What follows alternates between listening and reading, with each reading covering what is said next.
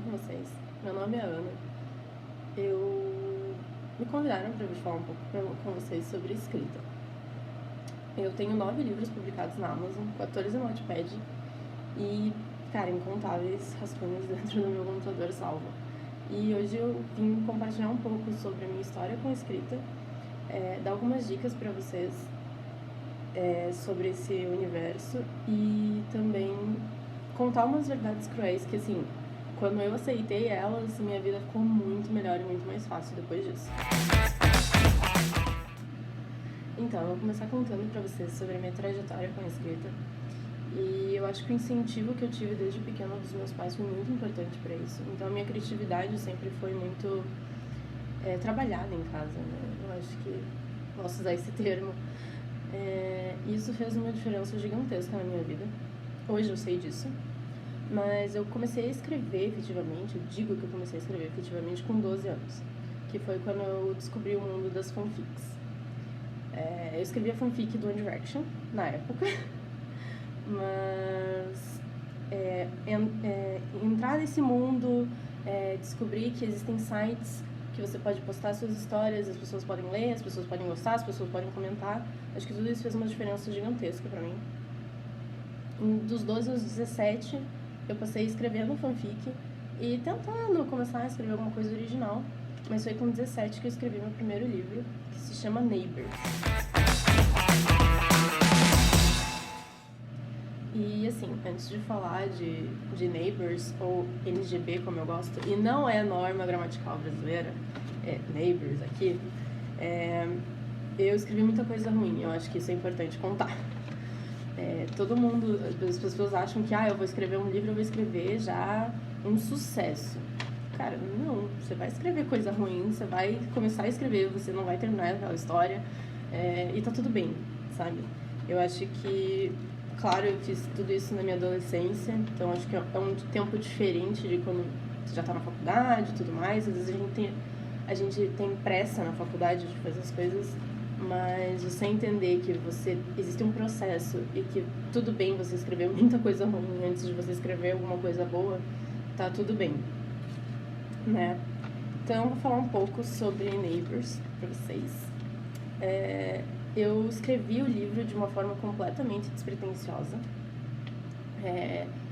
Eu queria escrever uma história, e eu só sabia isso, eu queria escrever aquela história. E eu escrevi ela durante 1 ano e 4 meses, porque foi entre o meu 3º ano do ensino médio e o 1º ano de faculdade, que no caso era quando eu fazia outro curso.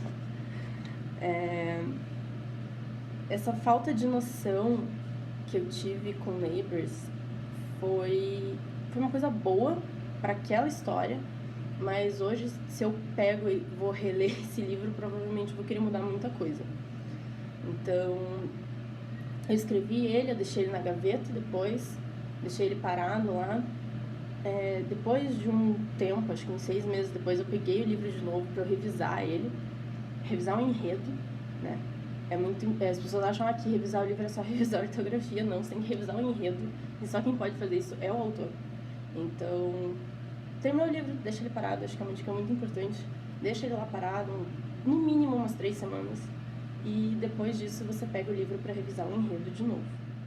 Durante muito tempo eu deixei esse livro, né, eu trabalhei, eu revisei ele, eu mandei para revisão ortográfica e depois disso eu deixei ele parado. Porque eu queria publicar ele na Amazon, mas eu não tinha coragem, eu acho. Faltava literalmente coragem. A famosa síndrome do impostor, que eu vou falar depois pra vocês, mas eu demorei um tempo pra publicar ele. E eu publiquei assim num dia que eu resolvi, sentei na frente do computador e falei, não, hoje eu vou publicar, não saio daqui enquanto não publique esse livro. E eu fiz. Então, em março do ano passado, foi quando eu publiquei o livro. E, cara, foi uma sensação incrível, porque eu podia dizer dali pra frente que eu era escritora. Como eu venho publicando coisa online aí já quase 10 anos, eu acabei criando um público, e isso fez uma diferença enorme quando eu publiquei o livro na Amazon.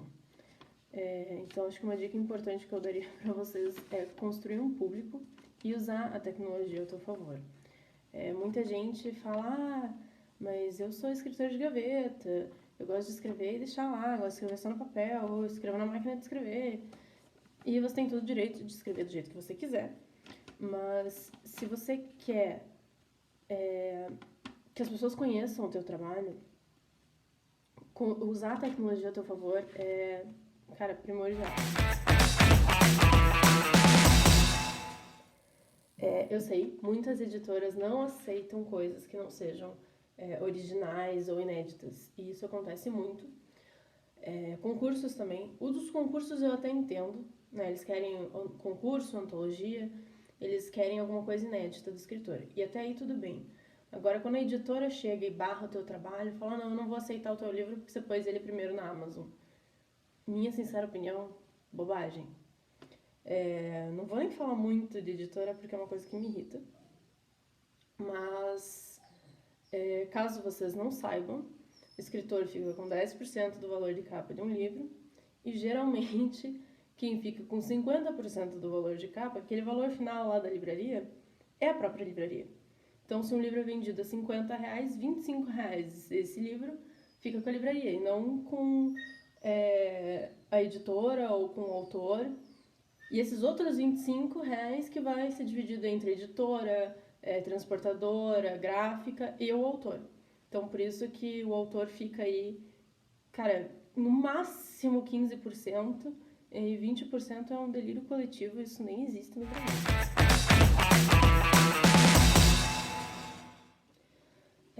Então, falando mais um pouco sobre a Amazon, antes de vir gravar o vídeo, eu procurei no meu perfil, né, a quantidade de e-books vendidos, e porque eu achei importante trazer isso para vocês, para complementar essa ideia de que você deve usar, sim, a tecnologia a seu favor. A Amazon tá aí. Conheço vários e vários autores, não só aqui no Brasil, mas lá fora, que começaram com e-books e depois tiveram um livro publicado de forma física. Então, para falar um pouco para vocês sobre os meus números, antes de vir gravar o vídeo, eu fui lá procurar. E eu sei que eu tenho mais de 1.000 e-books baixados na Amazon. Então, eu sei que tem muita gente que numa vida não vende isso em livro físico. Então, só para reforçar essa ideia de você usar a tecnologia ao teu favor, eu acho que é essencial, porque não tem por que não usar. Muita gente começa com o livro na Amazon e depois tem o livro físico. Muita gente se torna um best-seller na Amazon antes de ter o seu livro físico hoje em dia, e não só fora do Brasil, mas como aqui no Brasil também isso acontece. Então, eu acho que eu acho que é uma das maiores dicas que eu posso dar para vocês, é uma das maiores coisas que eu posso falar. Use toda essa tecnologia a teu favor, construa o público, talvez antes da Amazon. Existem sites onde você pode publicar as histórias de forma gratuita antes, você vai publicando de capítulo em capítulo, como o Wattpad, como o Spirit, como o Naya. Existem várias plataformas para isso, então use e abuse dessa parte, porque vale a pena.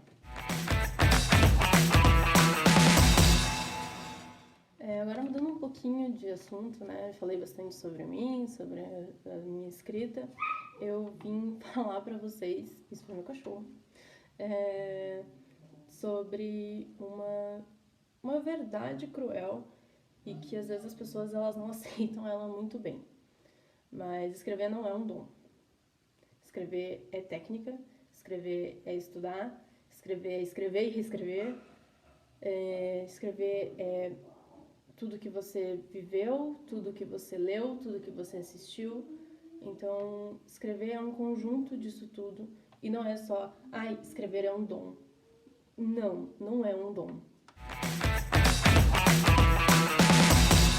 Uma coisa que eu entendi depois de um tempo é que se você quer escrita na tua vida, como além de um hobby, você precisa estudar ela, você precisa estudar técnica, você precisa saber como escrever as coisas de uma forma melhor, como escrever as coisas de uma forma diferente, ter organização quando você escreve. Então, escrever não é simplesmente sentar e escrever. É muito mais do que isso. Existe um processo antes, existe um processo no meio, existe um processo depois. Existe tempo para tudo isso e eu acho que você entender isso faz com que a escrita possa deixar de ser um hobby na tua vida e se torne uma coisa que você possa trabalhar com isso, você possa ganhar dinheiro com isso. Outra dica importante é você consumir o semelhante. Se você gosta de escrever romance, de clichê, consome clichê. Se você gosta de escrever suspense, consuma suspense. Não só em livros, mas filmes, séries, porque, como eu falei, escrever é um conjunto de fatores e é também a sua vivência, porque por mais que a gente fale, ah, não, eu estou escrevendo uma fantasia, não tem nada a ver com o universo real. Mentira. É mentira, porque sempre tem alguma coisa do mundo real nisso. Então, você entender tudo isso, entender que provavelmente você vai colocar você mesmo ali nos seus personagens, é importante até para você descobrir as camadas que você tem, que os teus personagens têm, porque um ser humano é um ser complexo. Então, quando você cria teu personagem, você tem que entender também que ele é complexo. Tá aí, acho que uma outra dica muito boa é você entender as camadas do teu personagem. Muita gente pergunta o meu processo de escrita e eu vou comentar um pouco sobre ele, mas eu vou dar algumas dicas no final que eu acho que são mais importantes do que o meu processo de escrita em si. Até porque quando você começa a escrever, você descobre que você tem um processo próprio de escrita. Cada um tem o seu. Então, eu vou contar um pouco sobre o meu, mas não leve isso como, tem que ser assim.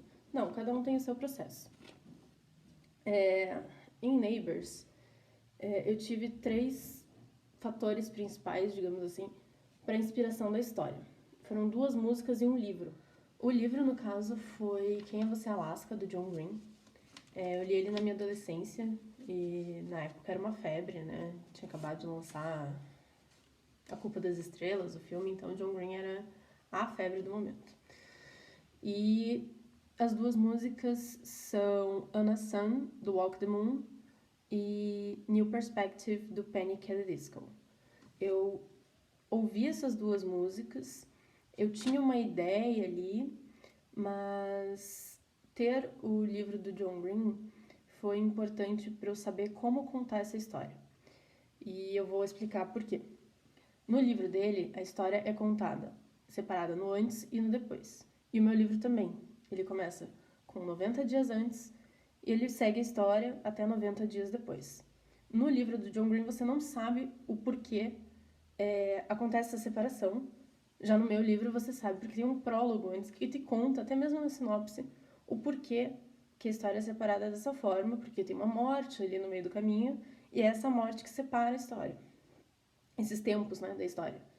Então, esse livro foi importante para eu saber como contar essa história, e eu acho que da melhor forma possível, porque talvez se eu tivesse contado só a história, não colocado quantos dias antes e tudo mais, talvez a história não ficasse tão boa.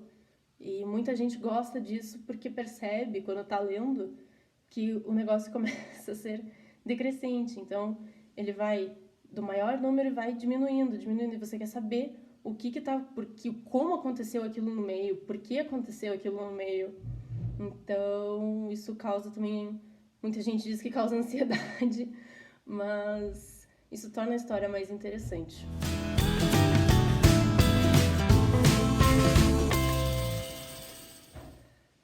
E sobre as 2 músicas, né? Na verdade, as 2 bandas, tanto Panic! At the Disco quanto Walk the Moon, são 2 bandas muito citadas na história.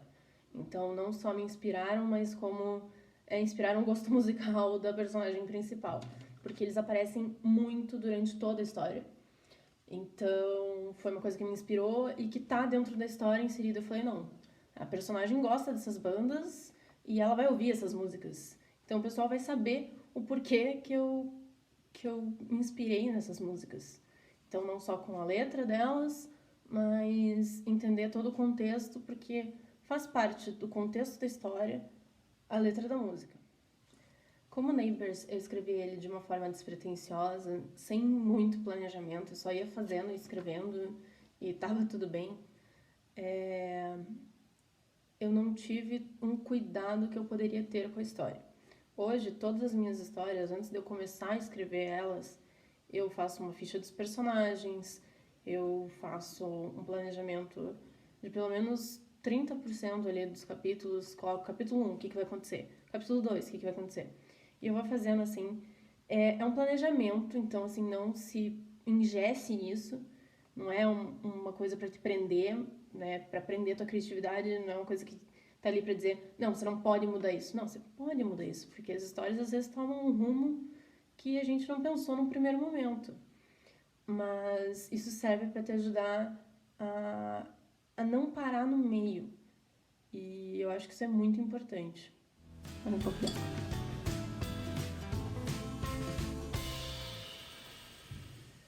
E aí eu vou responder uma pergunta que eu acho que todo mundo faz, todo mundo quer saber. Parece que é, sei lá, a loteria dos escritores é saber de onde vem a bendita da inspiração. Da onde vem a inspiração?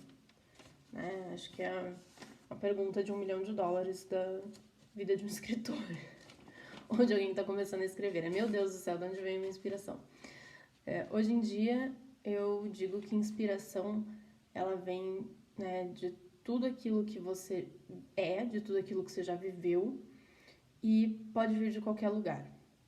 Eu posso me inspirar numa série, eu posso me inspirar num livro, jamais copiar, muito importante, jamais copiar, mas você pode sim se inspirar naquilo, você pode se inspirar em observar.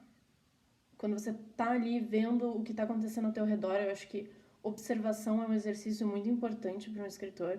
Você observar o que está acontecendo ao teu redor, observar como as pessoas se comportam, observar que existem estereótipos, querendo ou não. Ai, não vou falar sobre estereótipo, porque todo mundo é diferente. Não é bem assim. Existem estereótipos porque o ser humano é assim. E você entender que o estereótipo não é só a forma física, mas o psicológico das pessoas. E isso existe na sociedade no geral. Você entender isso, você observar isso, assim, faz você conseguir até descrever e criar personagens mais realistas, mais consistentes. Fez uma diferença enorme na minha vida. Sempre fui uma pessoa que gostava de observar. Eu sou meio quieta, assim, mas eu gosto de observar muito. E é diferente. Quando você começa a observar, você começa a perceber, você começa a falar, não, mas aquela pessoa daquele jeito, ela vai existir dentro dessa sala de aula, ela vai existir dentro daquela sala de aula, por exemplo. São tipos de pessoas que existem em todo lugar. Por mais diferentes que elas sejam, existem tipos de pessoas que você vai olhar, não, essa pessoa é parecida com essa e tá tudo bem.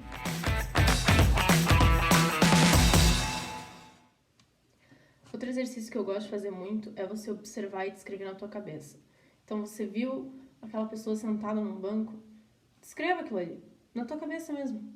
Descreva aquilo da melhor forma possível, com mais detalhes que você conseguir, porque isso faz a diferença na hora de você sentar e escrever efetivamente.